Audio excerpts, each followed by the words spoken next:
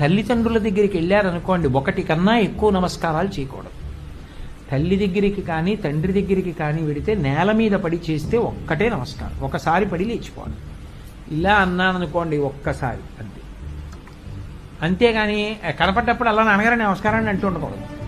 కనీసం రోజుకి 2 సార్లు కూడా చేయకూడదు, ఒక్కసారి నమస్కారం తల్లిదండ్రులకి. ఎందుకో తెలుసా? తల్లికి కానీ తండ్రికి కానీ నమస్కారం చేసి ఏమీ అడగకూడదు. ఎందుచేత అంటే అసలు నువ్వు అడగవలసిన అవసరం వాళ్ళు కల్పించారు. వాళ్ళకున్నది ఏ శక్తి అయినా నీ అభ్యున్నతి కొరకే వాడతారు, నువ్వు అడగక్కర్లేదు. పుసుక్కుని నువ్వు అడిగి వాళ్ళు తీర్చలేకపోతే వాళ్ళ మనసు నొచ్చుకుంటుంది. అందుకని తల్లిదండ్రులను అడగవద్దు. ఈశ్వరుడి దగ్గర 3 నమస్కారాలు. కానీ ఈశ్వరుడి దగ్గర నమస్కారం చేసేటప్పుడు మీరు దక్షిణ దిక్కుకి చేయట్లేదన్న విషయాన్ని జాగ్రత్త పడాలి. మీరు ఎటు తిరిగి నమస్కారం చేస్తున్నారో అది దక్షిణానికి